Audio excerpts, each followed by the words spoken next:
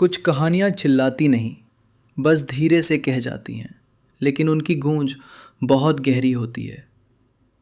आज हम बात करने वाले हैं एक ऐसी फिल्म की जो नेशनल रेडार पे नहीं आई, लेकिन डिज़र्व करती है कि उसके बारे में बात हो। मैं हूँ सीके और ये है आपका ट्रस्टेड रिव्यू स्पेस, जहाँ हम सिर्फ सिनेमा देखते नहीं, फील करते हैं। Section 1, story and setting. Film की कहानी सेट है एक छोटी सी ओडिया विलेज में, जहाँ शांति है, परंपरा है और एक पुराना राज भी।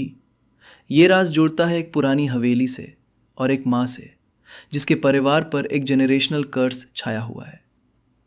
वो बट्टू बूता is not your regular horror movie.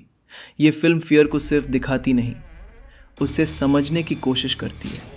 It's about motherhood, memory and अ भूता जो सिर्फ हॉन्ट्स नहीं करता, बल्कि कहीं ना कहीं प्रोटेक्ट भी करता है। Section 2, performances. Let's talk about बाबू शान।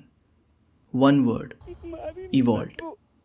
ये रोल टिपिकल हीरो वाला नहीं है और इसीलिए उनका परफॉर्मेंस स्टैंड आउट करता है। Controlled, emotional, believable.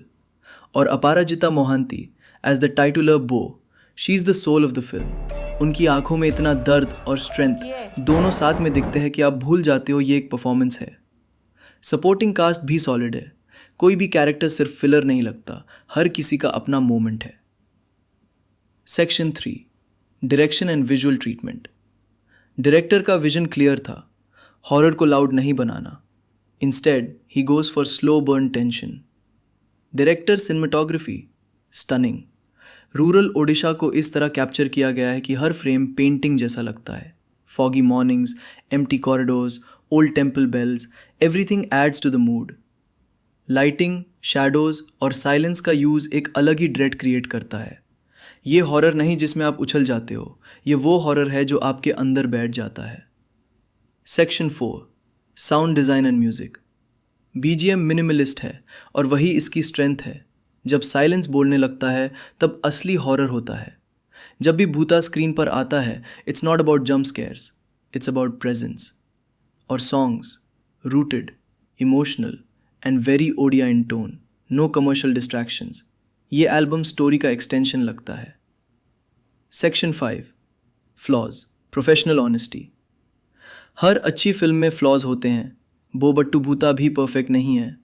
First half थोड़ा स्लो पेस पे चलता है, कुछ सीक्वेंसेस स्ट्रेच्ड लगते हैं, क्लाइमैक्स स्लाइटली प्रेडिक्टेबल हो सकता है, especially for hardcore horror fans. Non Odia viewers के लिए सबटाइटल्स कंपलसरी होंगे बिकॉज कल्चरल कॉन्टेक्स्ट काफ़ी डीप है। लेकिन इन फ्लॉज के बावजूद फिल्म अपनी इमोशनल वेट से इम्पैक्ट क्रिएट कर दिया। Section 6, why this is an underrated gem. ये फिल्म रिलीज़ हुई थी राजा फेस्टिवल के टाइम, बट लिमिटेड रिलीज़ और रीजनल ब्रांडिंग के चलते नेशनल ऑडियंस तक रीच नहीं हुई।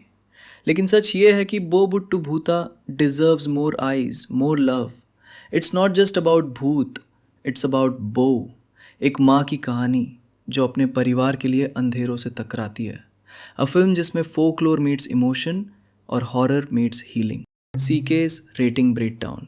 Story and concept 8.5 out 10। Performances 9 out 10। Cinematography 9 out 10। Sound and score 8.5 out 10. Pacing and screenplay 7.5 out 10. Final verdict 8.5 out 10. A rooted, emotional horror drama that deserves more attention than it got. बो बुट्टू भूता एक याद दिलाती है कि horror सिर्फ डराने का जरिया नहीं होता, कभी कभी वो एक पुराने जख्म को समझने का तरीका होता है। अगर आपको रीजनल सिनेमा पसंद है या आप हॉरर को एक फीलिंग के रूप में एक्सप्लोर करना चाहते हो, this one is worth your time. आपने देखी क्या बो बुट्टू भूता? नीचे कमेंट्स में लिखना मत भूलना। और अगर ऐसे ही थॉटफुल रिव्यूज़ चाहिए तो like, subscribe and bell icon ज़रूर दबाओ। मैं हूँ सीके और मिलता हूँ आपसे अगले रिव्यू में। तब तक अंधेरों से मत डरो।